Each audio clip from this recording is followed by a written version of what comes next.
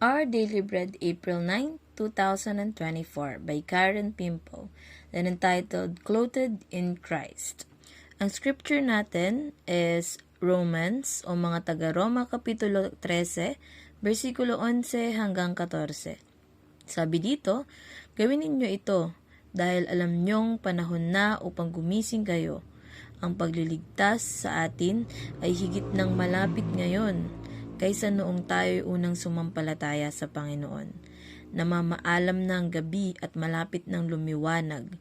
Layuan na natin ang lahat ng masasamang gawain at italaga natin ang sarili sa paggawa ng mabuti. Sabi sa footnote, layuan na natin ng mabuti. Sa Griego ay iwaksi natin ang mga gawa ng kadiliman at isuot ang baluti ng kaliwanagan. Mamuhay tayo sa liwanag at huwag gugulin ang panahon sa magulong pagsasaya at paglalasing, kahalayan at kalaswaan, sa alitan at inggitan. Gawin ninyo ang Panginoong Hesukristo bilang sandata at huwag ninyong pagbigyan ng laman upang masunod ang mga hilig nito. Papuri sa ating Diyos sa pagkakabasa sa kanyang mga dakilang salita. The statement started like this. I was so excited to put on my new glasses for the first time, but after just a few hours, I wanted to throw them away.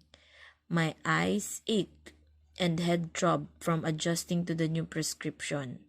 My ears were sore from the unfamiliar frames. The next day, I groaned when I remembered I had to wear them. I had to repeatedly choose to use my glasses each day in order for my body to adjust. It took several weeks, but after that, I hardly noticed I was wearing them. So, ang kwento dito ay isa siya sa mga taong kinakailangan magsuot ng salamin for her daily living. But this time, may bagong prescription sa kanya. Bunga nito, nagpalit din siya ng salamin. At kumpara sa dati, hindi siya komportableng isuot ito. Sumasakit din yung kanyang ulo at mata, ngunit noong naglaon, hindi niya namamalayan na nakakasanayan niya na itong suot. To continue, sabi, putting on something new requires an adjustment, but over time, we grow into it, and it suits us better. We may even see things we didn't see before. In Romans 13, the Apostle Paul instructed Christ followers to put on the armor of light and practice right living.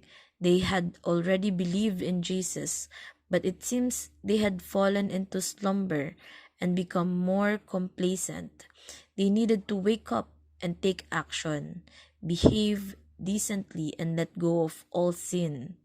Paul encouraged them to be clothed with Jesus and become more like Him in their thoughts and deeds.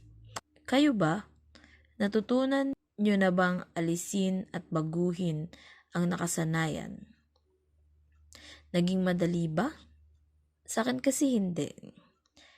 Hindi ito naging madali. Noong iniwan ko ang dati kong pag-uugali or pagkatao ba, naging pagsubok ito sa akin. Dumating ako sa point na tinatanong ko na yung sarili ko kung gusto ko pa bang magbago. Madalas naiisip ko, pinahihirapan ko yung sarili ko. But in a mysterious reason, kahit nahihirapan ako, nagpapatuloy ako. You know what? And you know why? Kasi, sabi nga ng Diyos, di ba sa Matthew 7:13-14, the gateway to life is very narrow, and the road is difficult, and only a few ever find it. Hindi madali.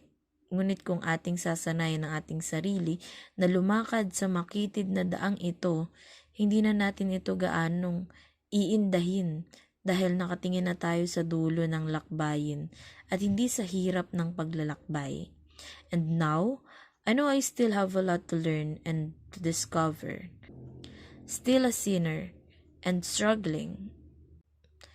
But I'm not losing hope for a better future God prepared for me. And I believe you are keeping hold of God's promise for your future too. And lastly, to continue the statement, We don't begin to reflect the loving, gentle, kind, grace-filled, and faithful ways of Jesus overnight.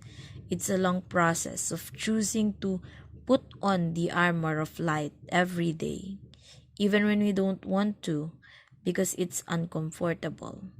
Over time, He changes us for the better. Pwedeng masabi ng maraming tao na hindi ka masayang kasama kasi hindi mo ginagawa ang ginagawa nila. But stand on your ground. Stand your ground. Pwedeng maramdaman mong ang uncomfortable kasi hindi mo nakakasama yung mga taong hindi mo kaparehas ng paniniwala. But think about this way. You have brothers and sisters in the Lord. You have additional parents, uncles and aunties, at marami pang iba na higit pa yung kayang ipagkaloob na influence sa buhay natin positively. Hindi natin kayang pagpuyatan lang sa iisang gabi yung practices ni Jesus. Hindi ito ganun ka-basic. It's an everyday task. Araw-araw nating ipaglaban si Kristo. Araw-araw tayuan natin ang pananampalataya natin sa Kanya. Always wear the armor of light, for the battle is not a piece of cake. God bless everyone.